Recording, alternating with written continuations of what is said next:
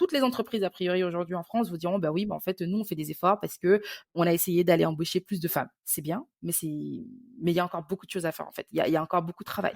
Chacun a sa part de responsabilité sur les sujets de diversité et d'inclusion. Les entreprises ont leur part de responsabilité, l'État a sa part de responsabilité, les écoles ont leur part de responsabilité. Et nous, justement, après la société civile, je pense qu'on a plein d'actions, plein de choses qu'on peut créer pour pouvoir créer justement le monde dans lequel on a envie de continuer à grandir et à travailler.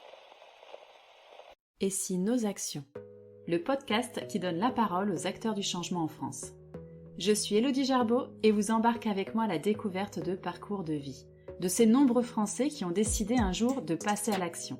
Ils sont partis d'un constat et ont cherché une solution. Leur solution pour répondre à un problème de société, environnemental ou de santé.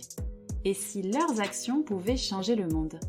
N'hésitez pas à partager ce podcast sur les réseaux sociaux et autour de vous pour lui donner de la force et le rendre visible. Merci à vous. Pour commencer cette première saison, je vous propose de partir à la rencontre de personnalités connues ou inconnues du grand public. Leurs actions pour l'égalité des chances et la mise en place de pratiques non discriminantes sont juste incroyables et d'utilité publique. Ça vous dit ? Alors c'est parti. Dans cet épisode, vous allez découvrir le parcours et l'action de Fabiola Dor. Journaliste et créatrice de la newsletter Better Workplace, elle emploie toute son énergie pour une meilleure diversité et inclusion dans les entreprises françaises. Découvrez son parcours, son déclic, sa solution. Bonne écoute. Bonjour, merci de me recevoir sur ce podcast. Je suis Fabiola Dor, je suis journaliste, je suis la créatrice d'une newsletter qui s'appelle Better Workplace, où je pars à la rencontre de différents acteurs de la diversité et l'inclusion. Je suis aussi créatrice de contenu et je suis ravie de pouvoir échanger avec toi aujourd'hui. Est-ce que tu peux nous expliquer un petit peu ton parcours personnel, professionnel qui t'a amené un jour à créer cette newsletter ? On va faire un gros retour en arrière. En fait, alors j'ai commencé ma carrière aux EcoStart. C'est un média économique qui est porté par les Échos, qui a été lancé en 2015. Et c'était mon stage de fin d'études. Et ensuite, l'aventure a continué. J'ai eu différents postes au sein de cette rédaction où j'ai été community manager, j'ai été journaliste et j'ai eu après, quand je suis partie, j'étais sur un poste de journaliste social media. En tout cas, et c'est vraiment un poste qui m'a permis de jouer un peu d'aller sur plusieurs terrains. J'ai fait aussi pas mal d'animation de communauté, qui est une activité que j'aime beaucoup et j'ai pu couvrir pas mal de sujets. Beaucoup de sujets en lien avec le monde du travail, l'entrepreneuriat, l'écosystème tech aujourd'hui qu'on connaît. C'est intéressant d'arriver au début et de voir comment cet écosystème a évolué au fil des années. Et en 2020, au bout de 5 ans, j'ai eu envie d'aller sur autre chose. Il y a plusieurs points qui sont arrivés. C'est que d'une part, 5 ans, c'est une belle fenêtre en tout cas pour toucher à plein de choses et pour expérimenter plein de choses. À ce moment-là, je me suis sentie à la fin d'un cycle. Et il y a plusieurs envies en moi qui commençaient un peu à émerger et j'ai pris le temps de me dire, mais en fait, ok, c'est bien, tu as une expérience qui est significative, qui est hyper intéressante, mais qu'est-ce qui va se passer après ? J'ai tendance à comparer ça un peu avec une petite traversée du désert, mais c'est vraiment une période qui a été, en tout cas, il n'y a pas eu de réponse immédiate chez moi. Il y a eu une période assez longue où j'étais dans un entre-deux, il y a eu beaucoup de remises en question, il y a eu beaucoup de doutes aussi et en parallèle, j'ai fait le choix de me faire accompagner parce que je me suis dit que c'était OK, en fait, de pas savoir c'était quoi le next step, sachant que c'est une petite anecdote, mais que je trouve qui est intéressante de partager. Parce qu'à ce moment-là, c'était un frein et finalement, quand j'ai compris qu'en fait, il fallait juste dépasser ça, ça m'a fait beaucoup de bien pour la suite. Avant de changer moi, je me considère aujourd'hui comme quelqu'un qui a plutôt réinventé son métier plutôt que quelqu'un qui s'est reconverti. J'avais un peu en tête que il fallait avoir un big step. On quitte pas un poste qui reste confortable, intéressant pour partir à l'aventure. C'était peut-être une barrière limitante. Il y a peut-être plein de gens qui ont fait ça et c'est très bien. Mais moi, dans ma tête, il fallait avoir genre le gros truc.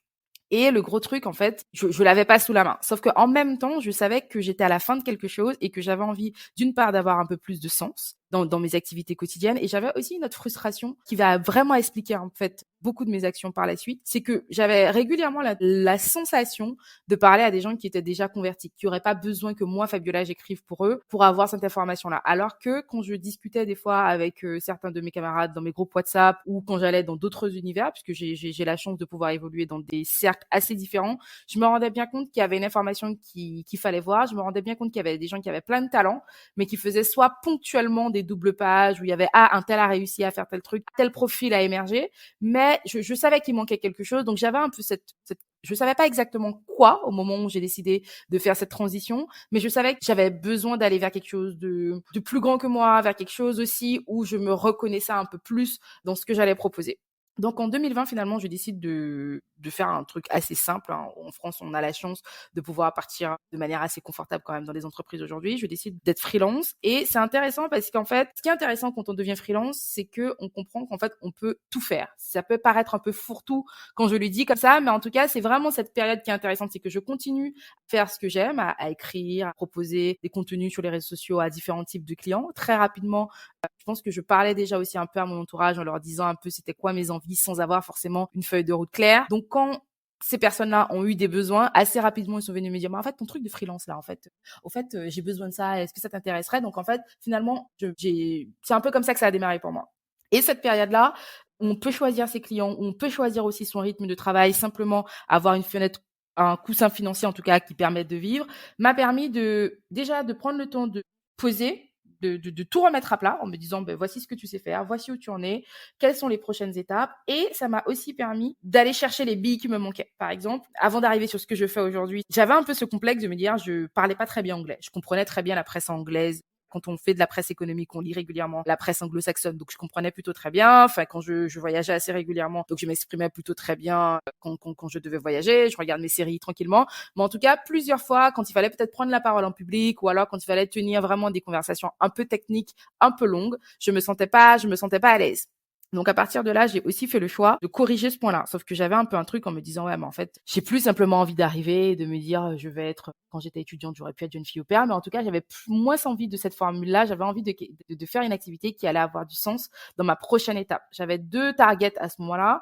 Je me disais ben en fait, soit je regardais beaucoup le Canada, c'est un pays que j'aime beaucoup. J'ai eu l'occasion d'y passer un semestre et depuis, ça reste clairement un pays de cœur. Ou alors, je me suis dit, ben, en tout cas, un pays anglophone sans avoir d'idées précises. Et au fil de mes recherches, j'ai eu la chance de pouvoir intégrer un média qui s'appelle Diversity Q. C'est un média qui est économique, qui est spécialisé dans la diversité et l'inclusion dans le monde du travail. Et à ce moment-là, enfin, je me suis dit jackpot, en fait. D'une part, j'avais déjà beaucoup d'activités, j'avais déjà beaucoup d'engagement dans diverses associations, notamment Diversities, avec laquelle j'ai pas mal travaillé. Aujourd'hui, je suis trop triste de moins avoir le temps, mais en tout cas, c'est une association auquel je crois pas mal en leurs actions. Quand j'ai commencé à bosser, je bossais aussi avec Sista, qui est une organisation française qui est engagée contre les inégalités dans le financement des fondatrices de start-up. On sait en France aujourd'hui, quand on regarde l'écosystème, il y a de grandes inégalités, notamment un grand manque de parité sur le financement des femmes. On pourra aussi rajouter qu'il y a aussi un grand manque d'inclusion. Les profils qui lèvent des fonds se ressemblent beaucoup dans l'écosystème tech français, en tout cas, pas que français, mais en tout cas, ça, c'est un vrai problème dans la tech. Donc, ça rentrait déjà avec mes intérêts. Et ça, c'est une expérience que j'ai faite pendant 6 mois. Là encore, ça a été extrêmement intéressant parce que cette expérience-là m'a vraiment permis j'avais déjà un regard en France sur ces activités-là, mais rejoindre ce média qui est spécialisé B2B, on parle à des leaders et on vient parler de diversité et d'inclusion, ça m'a vraiment permis de pouvoir avoir une réflexion un peu plus avancée sur comment apporter une vraie réflexion, porter un vrai discours dans le business quand on parle des sujets de diversité et d'inclusion. Quand j'aborde ces sujets-là, assez régulièrement, je rappelle qu'en fait, quand on parle de diversité et d'inclusion, c'est pas de la philanthropie. On n'est pas simplement en train de dire aux entreprises, ben vous savez, il faut au-delà des profils de la Ivy League que vous allez recruter, les profils des top 3 des écoles de commerce ou des écoles d'ingé, ben en fait, il faut que dans vos recrutements, vous donniez un peu des faveurs à des profils peut-être un peu moins qualifiés, un peu moins top, mais pour des raisons de diversité et d'inclusion, il faut que vous les preniez. C'est absolument pas ça le sujet en fait. La réflexion est de dire qu'aujourd'hui, on est dans un monde avec des profils différents et quand l'entreprise, en fait, ne peut pas continuer à simplement aller continuer à recruter un petit pool de talents qui se ressemblent, qui ont fait les mêmes écoles, qui ont le même background, qui ont les mêmes cultures et a priori qui vont rester un peu sur on est clairement dans de l'entre-soi et de dire qu'en fait, quand on va aller chercher de la diversité et de l'inclusion, déjà, qu'est-ce que on met derrière le terme diversité et inclusion. Quand on parle de diversité en France, je pose vraiment le regard en France parce que c'est le domaine que je connais le mieux. On a tendance à penser qu'en fait, quand on fait de la parité, on fait déjà de la diversité et l'inclusion. En fait, embaucher des femmes et des hommes, c'est simplement embaucher la moitié de l'humanité. Donc pour moi, quand on parle de diversité et d'inclusion, il faut qu'on aille un peu plus loin que ça. En fait, on parle il y a des sujets de genre qui sont extrêmement importants, mais on parle aussi, qu'est-ce qu'on fait en fait des communautés LGBT? Qu'est-ce qu'on fait en fait des personnes en situation de handicap? Qu'est-ce qu'on fait des profils neurodiverses? Qu'est-ce qu'on fait des profils qui ont une origine ethnique ou sociale qui sont différents? Ça, ce sont les points qu'on va moins voir qui vont être moins mis en avant. Toutes les entreprises, a priori, aujourd'hui en France, vous diront, bah oui, bah en fait, nous, on fait des efforts parce que on a essayé d'aller embaucher plus de femmes. C'est bien, mais il y a encore beaucoup de choses à faire, en fait. Il y a encore beaucoup de travail. Donc, en ayant toute cette vision-là et en ayant les éléments hyper intéressants et hyper forts, les chiffres notamment, parce que quand on parle à l'entreprise et quand on parle à des leaders, il est important, en fait, de prendre un peu une casquette de c'est bizarre de faire cette comparaison, mais je trouve que c'est la plus juste. C'est important d'avoir un peu une casquette qu'aurait quelqu'un qui fait de la finance. Quand un financier vient et qui vient sur la table et qui prend la parole, le premier truc qu'il fait, il arrive avec des chiffres. Il arrive avec une stratégie et il demande des chiffres et des résultats. Je pense que quand on parle de diversité et d'inclusion, c'est la même approche. C'est pour ça que dans ma newsletter, en fait, je pars à la rencontre de différents professionnels de la diversité et de l'inclusion et je leur demande de m'expliquer un peu quelle est leur vision, quelle est leur stratégie, qu'est-ce qu'ils ont mis en place dans leurs activités, dans leur entreprise pour pouvoir créer cet espace inclusif où chacun, avec sa singularité, avec sa différence, a envie de s'y retrouver et a envie d'évoluer. D'accord, super. Merci Fabiola. Après tes 6 mois, tu as lancé là, après, cette newsletter, hein, c'est ça? Déjà, les 6 mois, ça a été clairement une grande période de formation, c'est-à-dire qu'en étant à Londres, j'ai fait beaucoup de training. Moi, je me rappelle vraiment d'un webinaire qui m'a beaucoup touchée, en tout cas, que je garde régulièrement en tête quand je fais soit mes interventions, quand je prends la parole ou quand je forme des gens sur ces sujets-là aujourd'hui. C'est de se rappeler qu'en fait, on n'est jamais dans une discussion ni militante, ni émotive. C'est très, très important pour moi. En fait, on est dans un travail où on a une approche business et en fait, on vient avec des chiffres. C'est-à-dire que quand moi, j'évoque un propos ou quand je raconte quelque chose, si mon propos n'est pas fondé, je ne peux pas le backer par une étude. Ça peut être, il y a énormément d'études aujourd'hui. Il y a des études plus connues que d'autres. Mais si je ne peux pas backer mon propos et expliquer qu'est-ce qui fait que je pense ça, je ne m'aventure pas là-dedans. Sachant qu'en fait, et ça me permet d'aller sur un point qui peut être un peu clivant, c'est qu'en France, en fait, on va pas avoir beaucoup d'études. Je pense qu'il faut qu'on sorte de ça et qu'on arrête avec ce discours-là, parce qu'en fait, en France, on a moyen d'avoir des données chiffrées si on reste anonyme, en fait. C'est-à-dire qu'il y a énormément, par exemple, une entreprise peut-être peut ne pas, elle, aller directement identifier quelles sont les couleurs, quelle est la couleur de peau de chaque personne dans son entreprise, mais elle peut passer par un cabinet externe qui peut faire ce travail-là. D'ailleurs, on a des belles boîtes comme Open Classroom qui a fait ce travail-là. Je sais, par exemple, que récemment, j'étais sur une table ronde avec les équipes de Carrefour. Carrefour est en train, c'est la grande stratégie de Carrefour en 2023. Donc, tout ça, c'est un travail qu'on est possible de faire. Et j'encourage les entreprises vraiment à aller y faire un état des lieux, à aller identifier, en fait, quand je parle de diversité et d'inclusion, où j'en suis, qu'est-ce qu'on a à faire pour pouvoir ensuite mettre des plans d'action qui tiennent la route et sortir vraiment de cette espèce de diversité un peu washing où je vais juste dire que je fais 1, 2, 3 trucs, je fais 1, 2, 3 robinaires, je me rapproche d'une association et je pense que j'ai commencé à faire quelque chose d'intelligent. Pour toi, c'est quoi une entreprise qui est vraiment investie dans la diversité, en tout cas, et qui met en place, des choses pour, le bien-être aussi de ses salariés?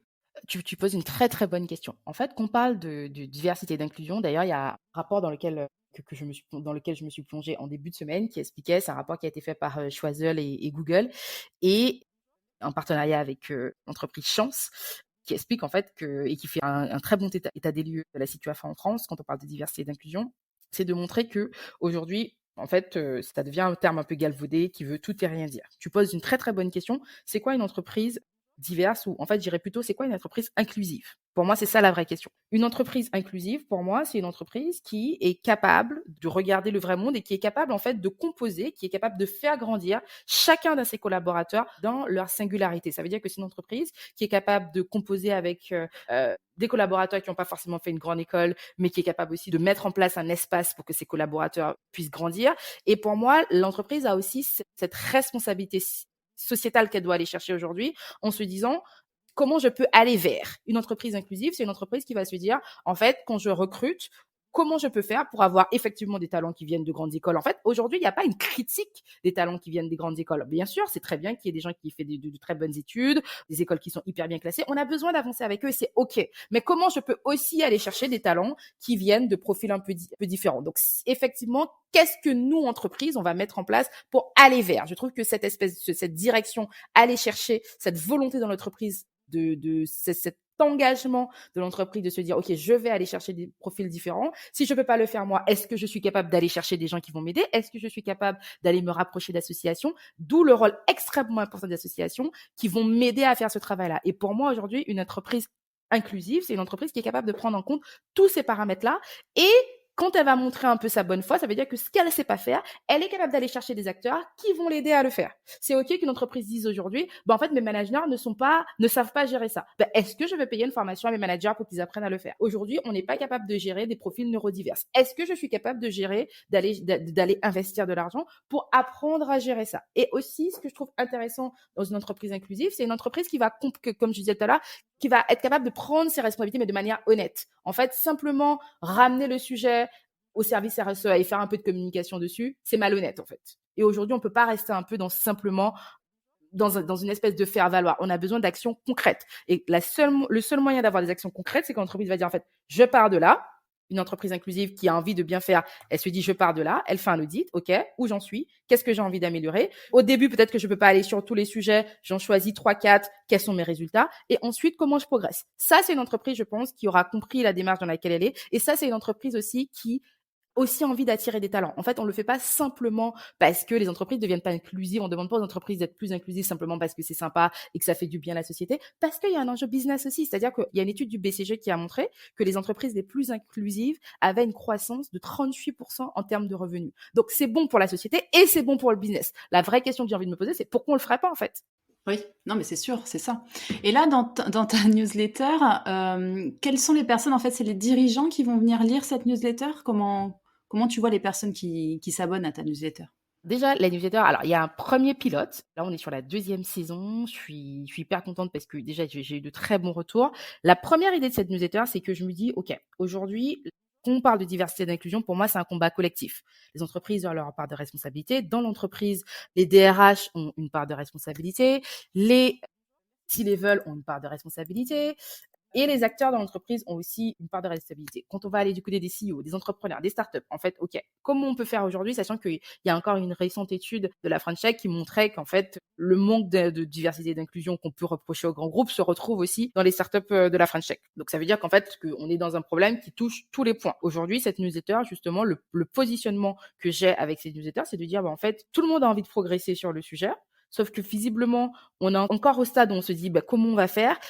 Créons une espèce de discussion, créons une communauté où différents acteurs à leur niveau vont partager leurs best practices et vont partager leurs solutions. Et on va se dire, en fait, moi, je crois fortement en l'intelligence collective. En partageant des expériences, c'est l'espace, en tout cas, cette newsletter a vraiment pour ambition de venir dire aux différents acteurs de la diversité, de l'inclusion, mais aussi aux DRH, aux dirigeants, à ceux qui veulent en tout cas progresser sur les sujets. En tout cas, voici ce que nous, on fait chez nous et peut-être que vous pouvez aussi les appliquer chez vous. Est-ce que tu interviens? Parce qu'il y a peut-être des entreprises qui te contactent aussi pour avoir ce regard extérieur sur l'inclusion dans leur société.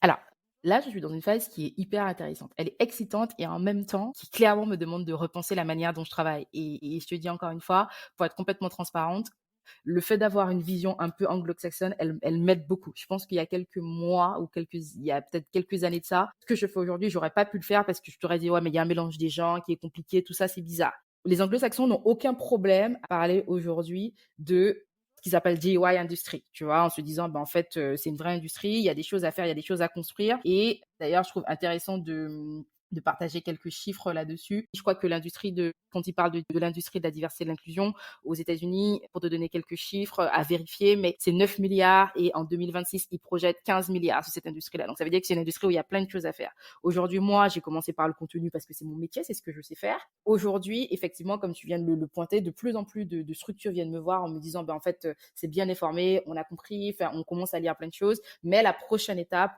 on a envie de se former dessus. Donc, moi, sur d'autres activités, j'avais déjà fait pas mal de formations, donc je suis en train de préparer une formation justement. Là, je suis plutôt en train de voir quel support et plutôt sur la réflexion logistique pour pouvoir justement offrir un deuxième volet. J'ai fait toute une partie où on a informé. Il y a tout un deuxième pan aujourd'hui où on va former pour pouvoir en tout cas avoir les bons outils pour pouvoir aborder ces sujets-là au sein des structures. Super, génial. C'est finalement la suite logique, voilà, de l'information que tu donnes, c'est de pouvoir après aider sur le terrain les entreprises, ceux qui ont envie de s'investir sur ce sujet en tout cas. Est-ce que tu veux ajouter quelque chose avant que je te pose la dernière question? Qu'est-ce que j'ai envie de rajouter sur ce point-là? On s'est dit plein de choses, plein de choses hyper intéressantes. Il y a peut-être un point que j'ai vraiment envie qu'on retienne sur ce podcast-là, c'est qu'en fait, chacun a sa part de responsabilité sur les sujets de diversité et d'inclusion. Les entreprises ont leur part de responsabilité, l'État a sa part de responsabilité, Les écoles ont leur part de responsabilité. Par exemple, les écoles de commerce qui vont former les managers de demain, qu'est-ce qu'elles mettent en place pour pouvoir former les managers de demain? Est-ce qu'elles leur donnent justement des billes pour pouvoir aller affronter ces points-là? Les associations font aussi un gros travail. Elles créent pas mal de ponts entre différents univers. Je pense que sans les associations, on aura un gros manque à gagner. Et nous, justement, après la société civile, je pense qu'on a plein d'actions, plein de choses qu'on peut créer pour pouvoir créer justement le monde dans lequel on a envie de continuer à grandir et à travailler. On passe quand même pas mal de temps au boulot, les carrières sont de plus en plus longues. Si en plus on fait un rebond en parallèle avec l'actualité qu'on a en ce moment, autant travailler dans des structures où on s'y sent bien et on a vraiment, ce qui me paraît le plus important, une vraie place pour grandir en fait. Je pense que ça sert à rien d'aller prendre des profils de diversité et d'inclusion et de jamais mettre en place un terreau pour que ces personnes-là puissent grandir en fait. On parle vraiment de grandir, d'épanouissement et de développement professionnel, business et de ce qui va avec. Pour moi, tout ça est lié en fait. Parce que pourquoi je fais ce parallèle business? En fait, aller chercher des profils de la diversité et d'inclusion et après, dans 3 ans, se rendre compte qu'on a un écart de salaire, comme on a pu le voir avec les femmes, ben, en fait, c'est sans intérêt. Quand on parle vraiment d'inclusion, on parle de tous les aspects. Ouais, et ça va me permettre de te poser la dernière question du coup, c'est comment tu vois l'avenir, sur tout ce qui est diversité et inclusion dans les entreprises? Pour moi, l'avenir qui est intéressant, alors j'ai peut-être un petit côté un peu rêveuse, mais je pense que c'est important quand on est sur ces sujets-là, c'est extrêmement important d'être extrêmement optimiste parce que sinon, bon, en fait, on se dit, on est dans un mode chien compliqué et on fait plus rien. Comme je te disais tout à l'heure, en fait, on sait qu'on est sur une économie qui est grandissante. Ne serait-ce que, il y a pas longtemps, je me suis plongée dans une autre étude du Global Market. On se rendait compte qu'au Canada, on prévoit une croissance un peu près vers 10% et je crois qu'on doit être à 12% sur l'Europe. Donc ces sujets-là vont continuer de grandir. Aujourd'hui, quand je regarde l'avenir, pour moi, et je vais vraiment prendre cet exemple-là avec ma fenêtre à moi, c'est-à-dire que moi, par exemple, en tant que journaliste créatrice de contenu aujourd'hui, je pense qu'il y a un boulevard, qu'il y a plein de choses intéressantes à construire quand on sait que quand on regarde après de manière un peu sur un deuxième volet, l'économie du contenu est aussi en train d'évoluer. Mais du coup, qu'est-ce qu'on choisit de raconter? Qu'est-ce qu'on choisit de mettre en avant? Je pense qu'on peut avoir beaucoup de contenu, mais le contenu qui va émerger, c'est un contenu en tout cas qui rend service et qui apporte une plus-value et qui vient apporter quelque chose qui vient avoir un impact sur la société dans laquelle on évolue. Après, sur le volet média, par exemple, la chance que j'ai, c'est justement d'avoir plusieurs casquettes. Sur la partie média avec Better Workplace, aujourd'hui, cette année, à la rentrée, depuis début janvier, la newsletter est incubée chez Creatis. Creatis qui fait aussi un excellent travail pour permettre aux médias émergents de se développer. Donc, ça veut dire qu'aujourd'hui, il y a plusieurs experts du monde des médias avec qui, en tout cas, j'ai la chance de travailler pour pouvoir faire grandir le projet. Ensuite, il y a un troisième volet, on l'a évoqué, je pense qu'il y a un troisième point qui est extrêmement important, c'est la formation. Je pense qu'il y a un gros travail de formation et ce point formation revient sur tous les sujets, toutes les tables rondes que j'ai pu faire ces derniers temps. Le même terme revient. En fait, OK, c'est bien de sensibiliser. Il y a un deuxième point, ce sont des sujets qui sont complexes. C'est OK, en fait, que ces sujets soient complexes. C'est pour ça que, par exemple, moi, je sais que je suis quelqu'un, je vais être très mal à l'aise avec le name and shame. C'est OK de pas savoir. C'est peut-être OK aussi d'avoir fait des erreurs. Par contre, ce qui est pas OK, c'est de ne pas passer la seconde et de ne pas vouloir progresser. La progression, moi, je crois vraiment à la progression. De me dire, OK, on savait pas avant, OK, on a fait des erreurs précédemment, mais qu'est-ce que je mets en place pour que la suite soit meilleure et qu'est-ce que je mets en place pour faire mon mea culpa? OK, on a fait des erreurs. OK, on savait pas, mais voici ce qu'on a envie de construire pour la suite. Et comme je te disais, j'ai tendance à être hyper optimiste. Je crois qu'on peut toujours mieux faire. Donc, ça veut dire que pour la suite, pour l'avenir, je pense qu'il y a énormément de choses de continuer à co-construire avec les entreprises pour qu'elles puissent, en tout cas, mettre en place soit ça peut être des programmes, ça peut être du mentorat. Il y a plein de choses à créer. Et d'ailleurs, j'ai hâte de voir encore plein de nouveaux acteurs qui vont arriver sur ce terrain-là et sur ce segment-là pour pouvoir créer des choses et pouvoir innover aussi pour qu'on puisse créer un monde du travail où je suis peut-être un peu redondant sur ce point-là, mais où chacun a vraiment une chance de pouvoir exceller et de pouvoir s'épanouir. Bah, super, merci infiniment, Fabiola pour cette interview, pour ce temps que tu as consacré. Où est-ce qu'on peut te retrouver du coup? Est-ce que tu peux nous dire un petit peu où on peut te trouver?